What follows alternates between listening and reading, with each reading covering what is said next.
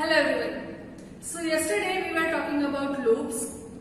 Now in this session I am going to perform some more examples on loops. Here I am using while loop and for loop, but make sure that you know that how to use do while loop or some other loops, like say how to use for loop in place of while loop or while loop in place of for loop. So right now whatever program I am doing with the help of while loop, but make sure that you understand that how you can use for loop in place of that. So first of all, I'll start with the program in which I am going to reverse a number. Reversal logic is very much important in terms of whether it is array or whether it is string or whether it is number. And you need to use loops for that. You cannot perform it without using loop. Yeah, you can perform it with using recursive function, but that we have not covered till now. So if you want to perform this program right now, you have to know the logic behind the loops.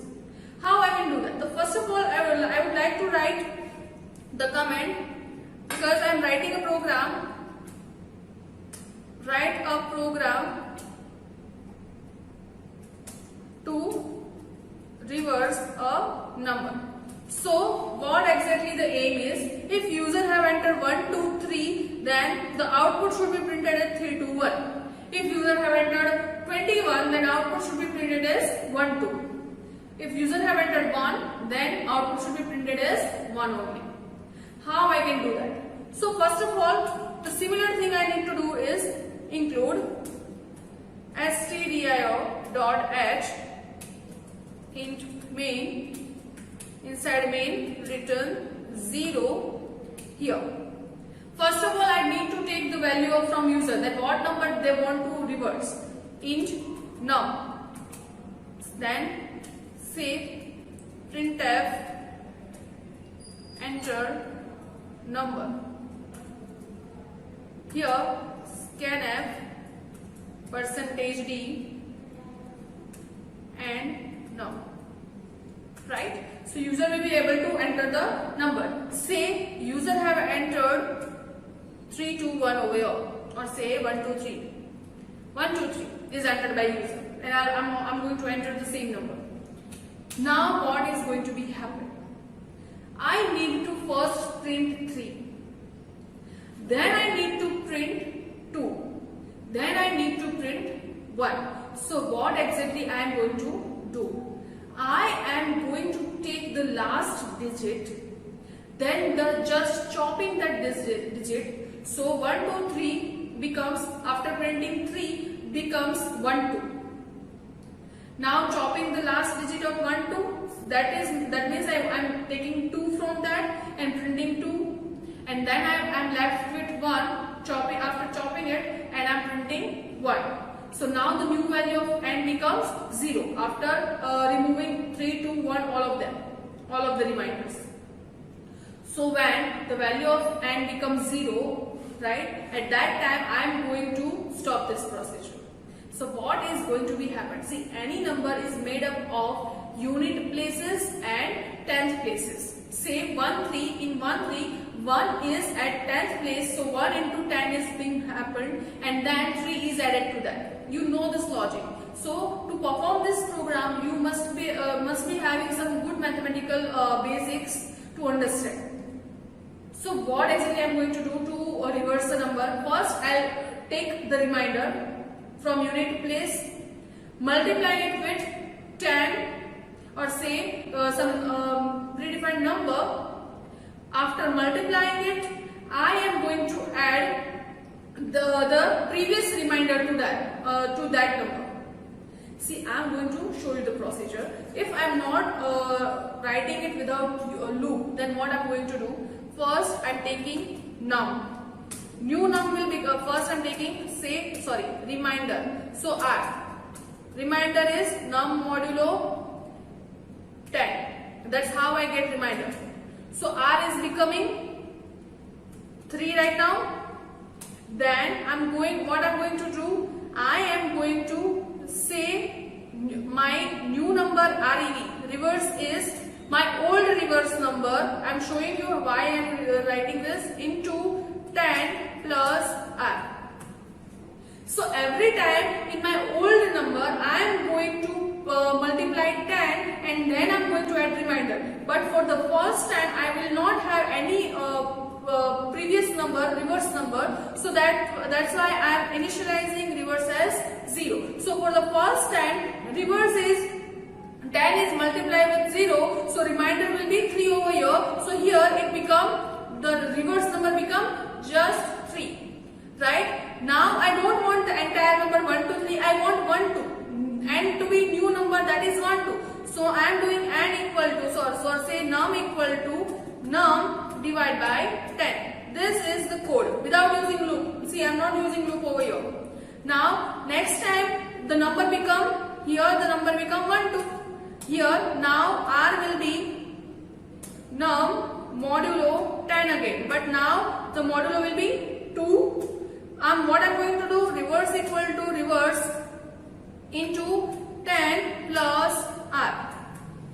So what is the reverse now? What is the updated value of reverse? Updated value of reverse, you can see it over here. This is the updated value of reverse, that is 3. Now I want to multiply 3 with 10, that is 30. 30 plus new R, that is 2. So 32 is my new reverse number. Now I don't want num as 1 2, I just want 1. So num equal to num divided by 10.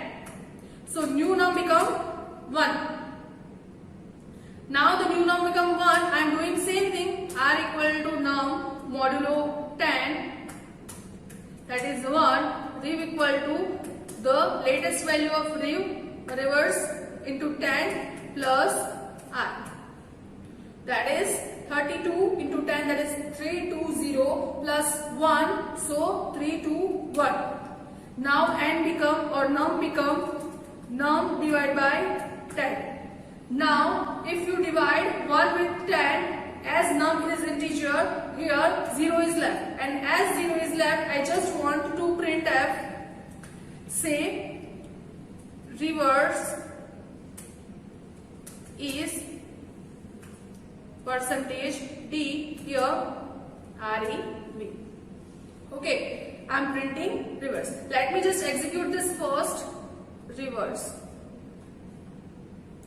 So let me just compile it and run it. What is the error? R is not declared. Okay, here R is not declared. If any other errors are there. Okay, here 2 semicolon must be there to make it comment.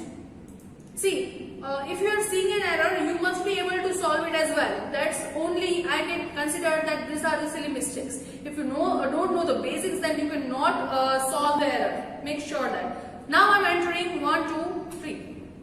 The reverse is 3 2 1. You can see it over here, right? So this is how I can reverse a number without using loop. But I am doing repeated things. I am doing modulo operation over num with 10. I am writing the same expression for reverse, that is reverse equal to reverse into 10 plus R.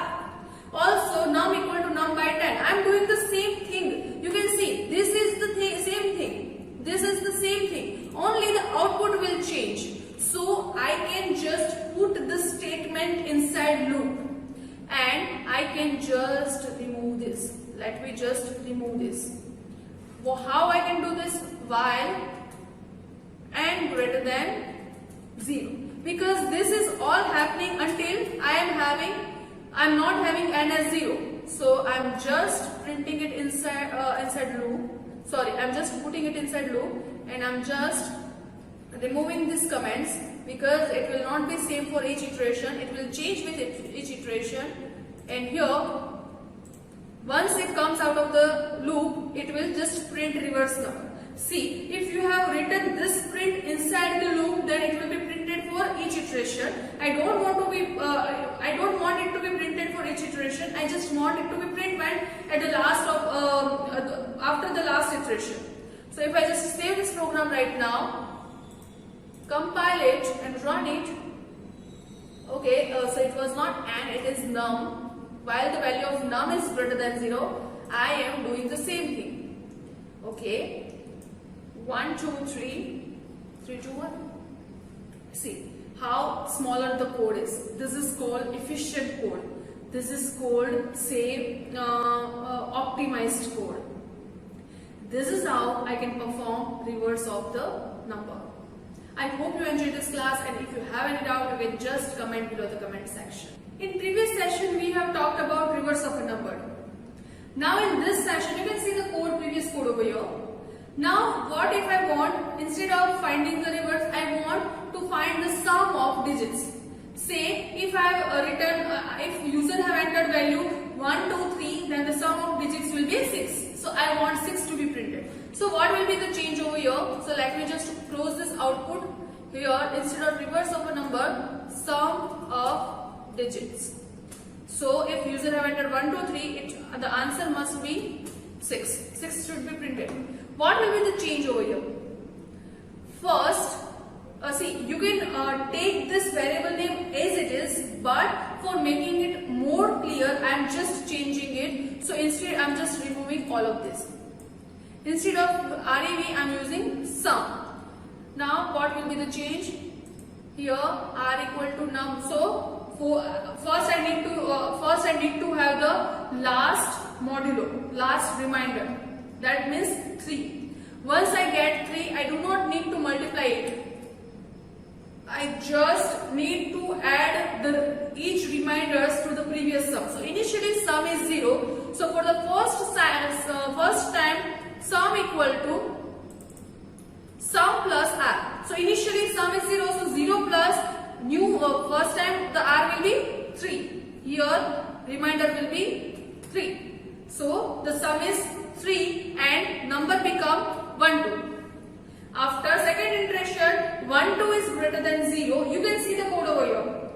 1, 2 is greater than 0. So now the new remainder become 2. This sum become 2 plus 3 is equal to 2 plus 3 is equal to 5, and this becomes 1 only.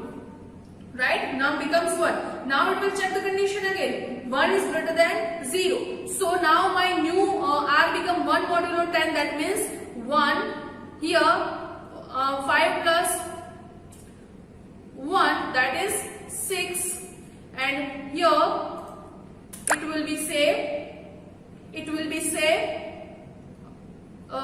0. Now the condition is false, so I am not going to print rev, I am just going to print sum. If I just save this program, compile it and run it, and if I enter 1, 2, 3, voila, the answer is 6. Now if I just again compile it and say run it, enter 1, answer is 1. So make sure that you don't judge your program based on some single output or some single case. Try to explore more cases if you are getting good output or not. Say if I am using some big numbers, say if I am executing it using 1, 2, 3, 4, 5, 6, 7.